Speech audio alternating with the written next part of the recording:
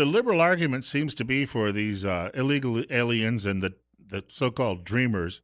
It seems to be that white people are evil and English-speaking people are evil and you're oppressive and have been. And somebody who looked like you 300 years ago was somebody who looked like me 300 years ago. So therefore, you owe it to us. And I know for a lot of people out there, you just stand back and you scratch your head and you say, huh? I haven't done anything mean to anybody. Well, all right, the rest of you aren't talk show hosts, but it's, sticks and stones. But I don't go out and hit people over the head or anything like that.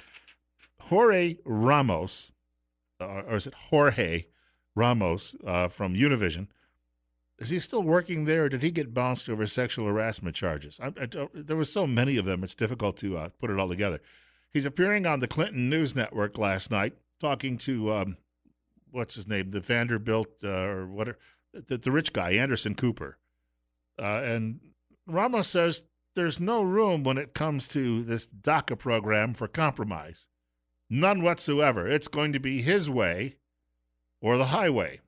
The fact is that Republicans with this negotiation, they want to change the essence, I think, of the United States. I mean, do they really want to make America white again? Is that the deal? What I see from the Democratic side, Anderson, and from talking with the Dreamers, that they're willing to negotiate DACA for a few miles of wall, maybe 350 miles of wall. That's as much as they can go. But to tell them that from now on everything's going to change, that chain migration has to be stopped. In other words, that family reunification is no longer going to be the immigration principle that is going to guide us into this tolerant, diverse, multicultural, multiracial country. I don't see it. So the way I see it is DACA for just a few months of war, but nothing else. He says Republicans want to change the essence of the country so Whitey can rule again. We just went through 8 years of a guy who was a person of color as president. I don't know where Ramos is getting this. The other thing is, when you talk about changing the essence, isn't that what he's looking to do? But by saying that, he's inferring that his way is better than the other way. Do we have any evidence to back this up? Why don't you ask the Hutu and the Tutsi to see how it worked for them? But he goes on and talks about this as if this must be done because tolerance and multiculturalism will be better. Again, where is the evidence to back this up? I read today one of the best places to live in the world, maybe the best currently, is Finland. If you go to Finland, it's pretty dang white. Now, that's not to say it's because it's white, but it's pretty homogenous. If you go to Japan, you don't have a lot of what you'd call cultural diversity or ethnic diversity. And while they've got some budget issues, similar to ours, doesn't seem to be a bad place to live for most people there. And then Ramos goes on, well, can he explain why that multicultural society would be better? Apparently it is all because of white privilege, and we have to break white privilege because whitey is bad and white is bad. And when they talk about chain migration, what they're really saying is, we want to have a white country again. We want to go back to 1965 when almost 80-90% of the people were non-Hispanic whites. That's no longer the idea of this country. I think we had agreed after 1965 that we wanted a diverse, multicultural, multiracial country. And the way they want to do it is, I think, they want to reverse this incredible demographic trend that by 2044 is going to make America a minority-majority country. So he's saying we need chain migration. Instead of bringing in the best and the brightest, we need to bring in everybody's lazy brother-in-law.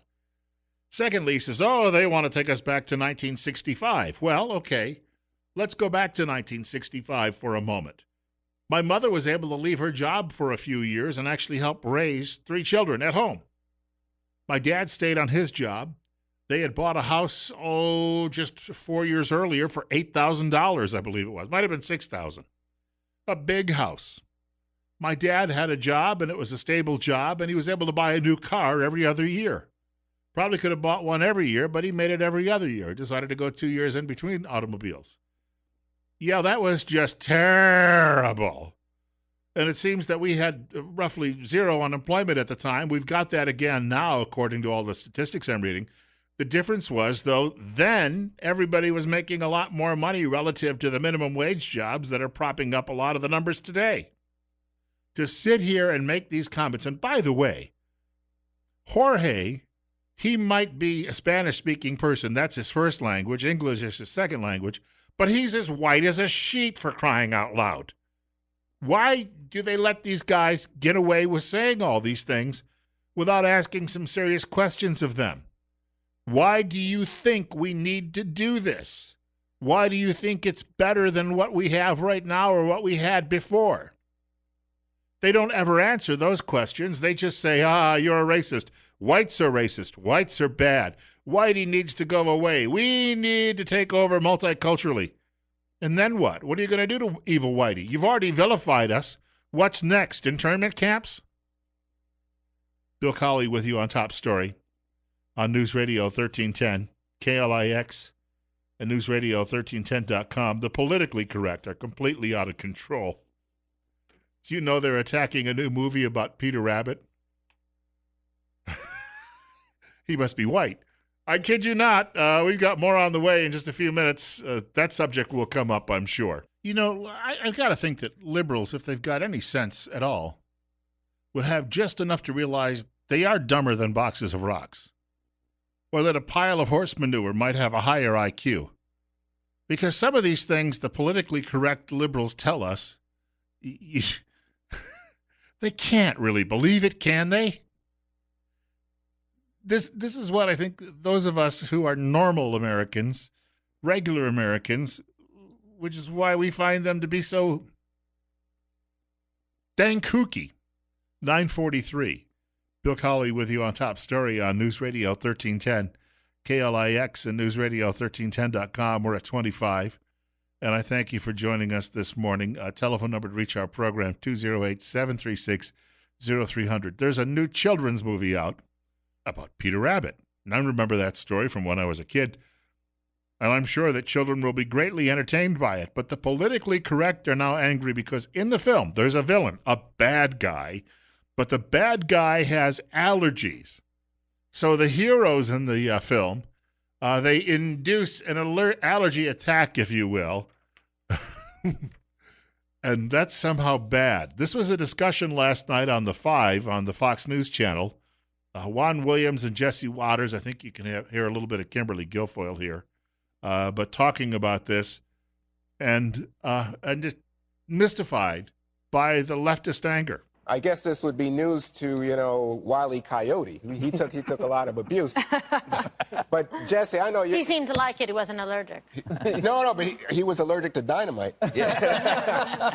But this is a situation where they throw a BlackBerry into the villain, who is, I think, named Mr. McGregor. They throw a BlackBerry in his mouth, knowing that he's allergic, and he can then have an allergic reaction that could be fatal. Soon you can't even say BlackBerry. This country's toast, Juan. This country's out of control. Started with the war on Christmas. Then it's oh my God, Halloween here we go costumes. again. You can't do cowboys and Indians. Then safe spaces. Now it's the gender pronoun thing, the bathrooms. We've gotten to the point, food allergy bullying is actually a phrase. We used to have kids that wait up at 6 a.m. and go milk the cows. Go do chores, go work on the fields, and now their parents are whining about a movie. It's a movie about fictional talking rabbits. It's a movie, it's a cartoon. You got it?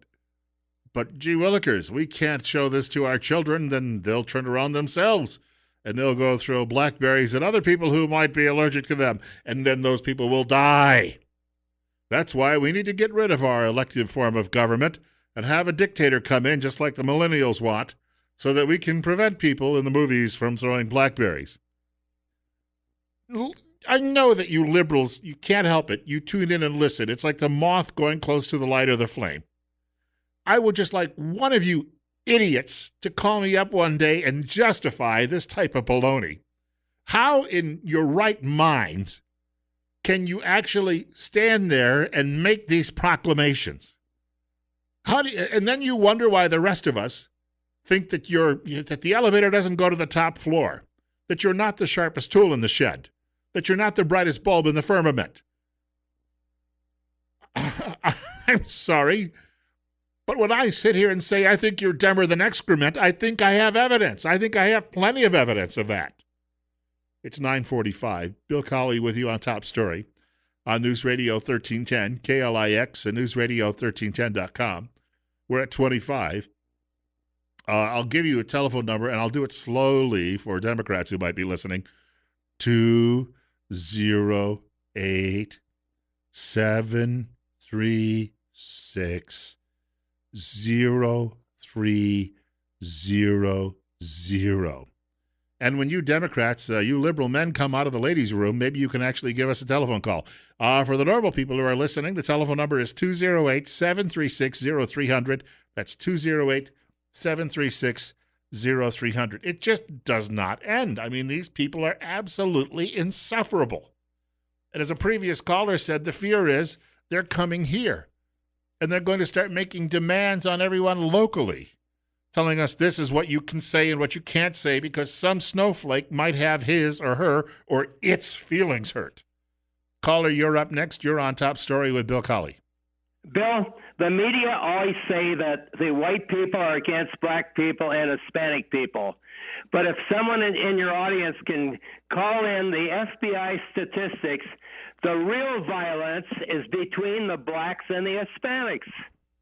Well, and I thank you for the call. I posted something on my Facebook page this morning, and it's not showing up in mainstream media, but it's about one of these so-called dreamers, and he's on the lam right now because he killed someone. Well, but gee willikers, he probably had to do it because of Whitey's oppression, and he was so overcome by the thought that he'd have to go back to the third world nation that he hails from. That's the excuse you'd hear. Well, Bill, the victims sometimes lash out. Back in the 1990s, there was a guy, I believe his name, Colin Ferguson. Was that it? I don't quite remember the entire name. It's been a while. I remember the story, though. He got on a commuter train in Long Island, east of New York City, and he gunned down 5 people. He just started, and he was a black man. He started gunning down white people, killed 5 of them. And then they took him off to trial, and the communist lawyer, William Kunstler, was going to represent him. And Kunstler introduced something called the Black Rage Defense. In other words, my poor client, who, by the way, is not poor, who has apparently a good job, lives in a nice home out on Long Island, and was able to afford the commuter train, but he had to lash out and kill all of those white people because of white oppression.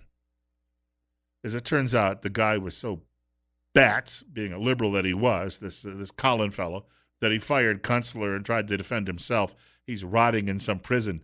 He didn't get executed because New York still hadn't brought back the death penalty yet. And when they finally did bring it back, I was in the room when George Pataki signed the bill reinstituting it.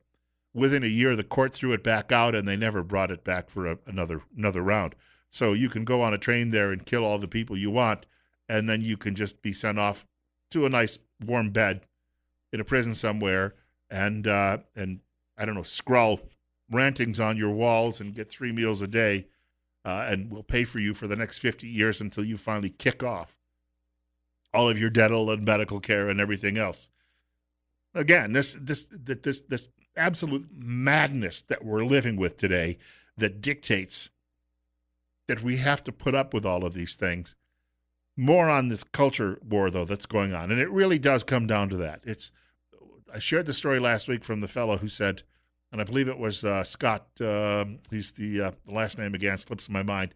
Clearly dementia is setting in a little early for me today. But he writes the Dilbert comic strip, and he said, President Trump is very good at showing you how loopy the left actually happens to be because they've taken over the culture. They've taken over Hollywood, academia, a lot of the deep state, and then they try to tell you that the sky is down and the sea is up, and they try to tell you things that aren't true. And Donald Trump comes along, and through his own mockery of them, he infuriates them because he shows the public just what a bunch of goofballs they happen to be. Well, speaking of these culture wars, the latest one is developing in South Florida. Coming up on 10 minutes away from 10 o'clock, we're at 24 on News Radio 1310, KLIX, and newsradio1310.com. If I go to work tomorrow for the local Islamic center. And this is a hypothetical. I'm obviously not going to get hired there, and I'm not looking for a job there. But if I get hired tomorrow, they decide to open a kitchen to feed the people who come in and out, and I immediately show up with a couple of hams under each arm and say, "When can I get started?" And they end up firing me, I don't think I'd have any recourse. And I'm defending what they believe. They don't believe in eating pork. And I wouldn't then go whining to the press, and I wouldn't go whining to the Attorney General's office and the ACLU saying, "They've fired me, and all I wanted to do was make them some ham sandwiches." I wouldn't do that. I would understand that that they can't. Their religion says, "Don't eat this stuff." I understand that. So this is a story from the Washington Examiner, if I could, by way of comparison. Daniel Payne, the writer. Controversy is brewing in Miami after a Catholic school fired one of its instructors for engaging in a same-sex marriage ceremony with her partner. The first-grade teacher had been working at the school for 7 years, but was dismissed after the school learned of the ceremony. There is no word yet on whether she is taking any legal action, though Politico's Mark Caputo says the decision was, quote, probably legal, unquote.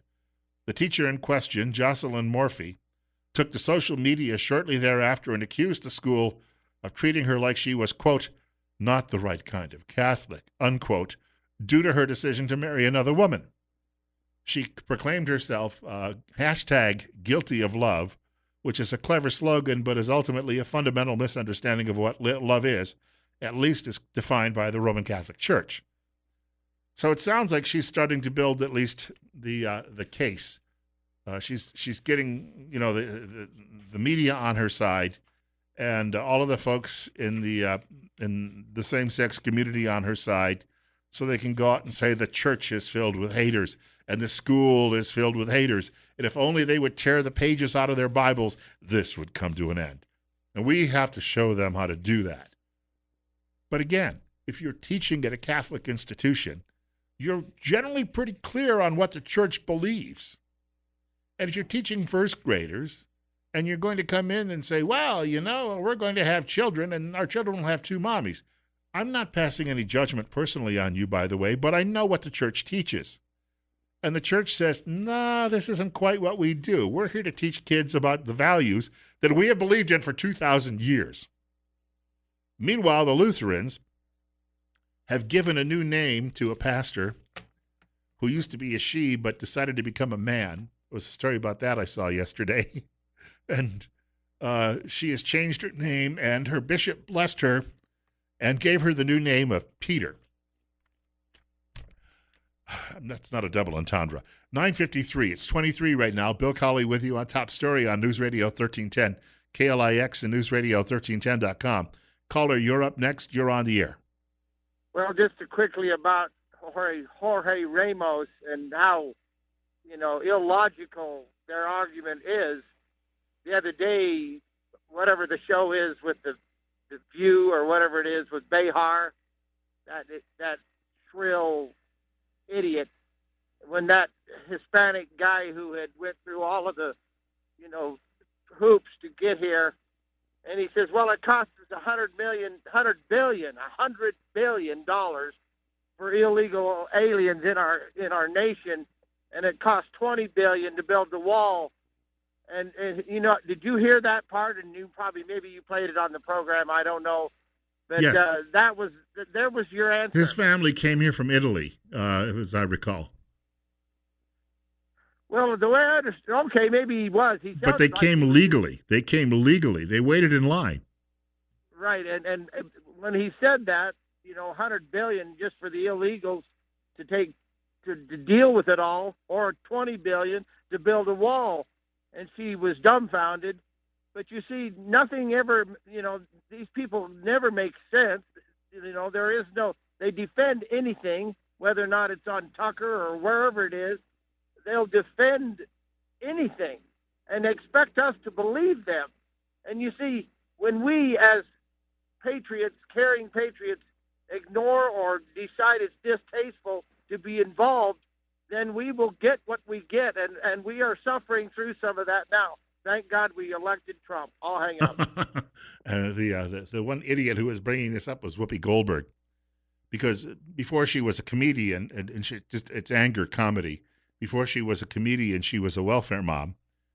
I'm sure you knew that. Media would love to share that story with you, or perhaps they won't.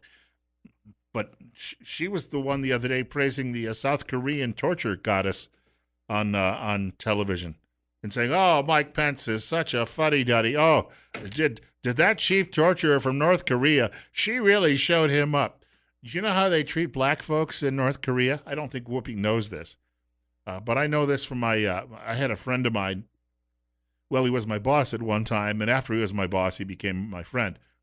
But he told me stories about serving in Southeast Asia and how Asians viewed black American troops. And then I was reading about how in China, the Chinese, in solidarity with all of their Marxist brothers from Africa, they bring them into Beijing and they give them an education. That's, the whole notion is this is just Chinese salesmanship. Then you send these guys back to Africa, and then you go in and you say, well, we gave you an education. Can we loot all of your precious minerals? Why, sure, fellow traveling Marxist. Thank you for the education. Come in and take everything we've got. They don't recognize it as a new colonialism. But the schools, the universities in China, banned dating between blacks and the indigenous Asian students because the Chinese believe that blacks are an inferior race and possibly not human. And the Chinese share some ideology with the North Koreans. So here's Whoopi Goldberg singing this song on air about how wonderful the beauty queen torturer from North Korea is. But if Whoopi was over there, she wouldn't even have to open her mouth in objection to the fact she didn't get a big enough rice bowl. All she'd have to do is be black, and they would send her off to a camp somewhere. Once more, these people, they're walking amongst us, and they have positions of influence and power. And a great many people tune in every day and watch them and go, oh, isn't that nice? Isn't she funny? Oh, she told me who to vote for, so that's who I'm going to vote for. Yeah, Trump is mean. Pence is mean. Pence is not an adulterer. Oh, he's so old-fashioned. Oh, he's a Christian. Oh, they want to oppress people. Not like those friendly North Koreans, for goodness sake. Anyway, I've got to run for the day. Because if I don't, I'm going to have a stroke after the last half hour. Bill Colley with you on Top Story on News Radio 1310 KLIX and newsradio1310.com. Rush Limbaugh's program is on the way in just a few minutes, following the Fox Radio newscast. Sean Hannity at 1 o'clock this afternoon, Glenn Beck from 4 until 7, and then Dave Ramsey following the news at 7 o'clock tonight. Did I say it already? God willing, the creek don't rise? I dearly hope they'll allow me to come back here and do this all over again tomorrow morning between 8 and 10 o'clock.